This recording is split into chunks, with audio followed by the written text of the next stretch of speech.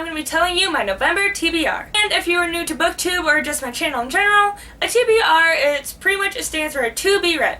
And what that means is I'm pretty much going to give you a list of books I want to read in November.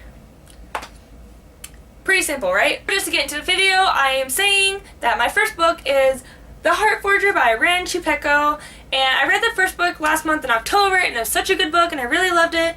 And so I decided to randomly pick up the second book when I went shopping, and I was like, you know what? I really like the series, so I'm going to get the second one. The third one is coming out sometime in 2019, so I really want to get this done sometime this year, and then hopefully be ready to read the third one because I really like this series. A little description of the book is the main character's name is T, and in the last book she found out that she was a bone witch, and it's kind of like a different kind of Aisha or witch is what they call them, and they're really rare in the world, and she had to learn how to be one, pretty much. At the beginning of this book, she's actually 17, and she is now wanting to start a war with kind of like dragons that she's risen from the dead, and she wants to use them in a war because the people she wants to go to war with have no idea that it's even possible to raise them.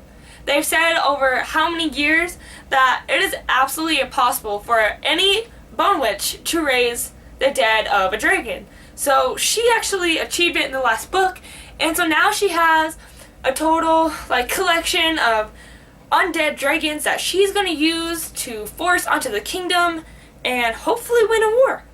Or lose, but we'll see. The next book I want to read is Everlife by Gina Showalter, and it is the third installment in a 3-book series. In this book series, there is two kind of worlds, kind of like we know as heaven and hell, but in this book series, it is actually Troika and Myrid. So the main character's name is T, and she was born to be one of the greatest generals of her time, but of her choosing, Myrid or Troika. At the end of the first book and the beginning of the second book, it is shown that she has chosen Troika, and it has become a very difficult process for her because her boyfriend Killian is a Myrad, and they don't get along very well. And so I can't really tell you what happened in the second book, the most part. I kind of summarized it down. So in the first book, she is still alive, and she's trying to figure out which team she wants to join, and then she dies, and then she chooses a team, Troika. And in the second book, she is finally in Troika, and she is having a lot of difficulties trying to figure out a code that is on her arm, because every new member of Troika and Myriad get codes on their arms, and they have to become a better part of themselves to unlock it, and they have to figure out, oh, I need to overcome this in order to unlock this. And she had a lot of difficulty with it, and you can't become a full Myrad or Troika because your full powers do not come in until you figure out the code. In the third book, she has 120% completed her arm tattoo, and that actually happened in the second book, but now she has to learn how to control her powers, and she also has to deal with the decision of a lifetime that she gets to choose, and I cannot tell you what it is because it's very dramatic. I mean, I can tell you the gist of it, I just can't tell you specific names. Okay, so what she has to do is she has to pick one person to bring back to life out of 6 people that she cares about. And it's very hard because a lot of these people are cared about by the other Troikans, but in her heart she wants to choose someone very close to her, but it's hard for her to decide what to do. So I'm excited to read this book because I loved the first 2 books, and I'm hoping that the third book will be exactly the same. The third book I want to read is Two Dark Reigns by Kendar Blake, and I read the first book, 3 Dark Crowns, and the second book, 1 Dark Throne, and they were absolutely amazing.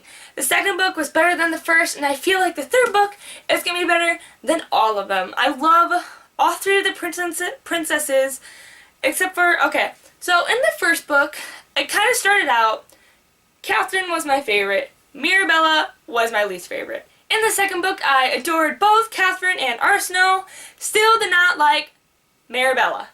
Did not like her. Towards the end of the book, I still could not choose between the 2 girls, and so I'm really hoping that this book can help me determine which girl is my favorite, but I feel like it's going to end up being Arsenault, but I hate her friends. I hate her friends.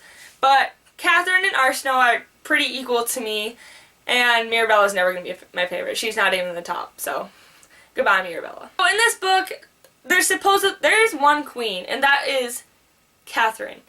And she thought she had killed both of her sisters, Arsenal and Mirabella, but in the second book, they had escaped from the island by using Mirabella's great forces, and it's gonna be interesting because now Mirabella and Arsenal now live in the human realm, and they can't show off their powers, they can't do anything, they can't reveal themselves, otherwise their sister is gonna come hunting for them.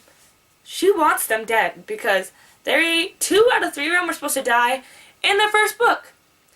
This is the third book, and all 3 of them are still alive.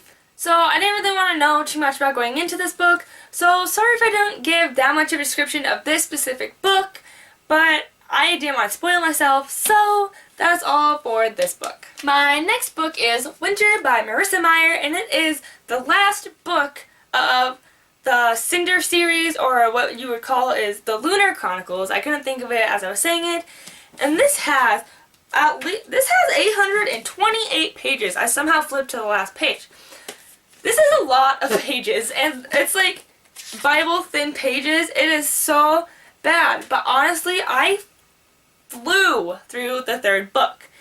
Absolutely loved it, so I'm excited to read this. I did not like the first book. The second book kind of got me into it, then the third book I just adored, loved it. Now I'm ready for the fourth book. I didn't really want to read Stars Above. I didn't think it was that important. I actually heard people didn't like it as much as the regular series. So I did not pick up the 2.5 installment and just went for Winter and Crest by itself. And I'm super excited. So in this book, what pretty much happens is Winter is a new character, and kind of like what it is, it's a retelling of Snow White. And I am excited for the new character, because it seems to me that, and a million other people, she's crazy. Like, she's literally not right in the head because she's been so cooped up that she cannot, like, do anything. Like, she's literally crazy, she sees stuff, but then it turns out, spoiler, things she sees are real. Along with the last book, I don't want to know much about this because I'm super excited about it and I don't want spoilers, so don't leave them in the comments. Winter! The last book I have on this list that I'm probably not going to get to is King's Cage by Victoria Aveyard, and this is the third book in the Red Queen series. I can't say trilogy because there's 4 books now. And I don't know how I feel about it yet. Because the second book was kind of weird. I loved the first book, absolutely loved it. Second book was different, but I heard everyone loves the third and fourth book. I'm really excited to get into it, and I'm really hoping. You want my honest opinion?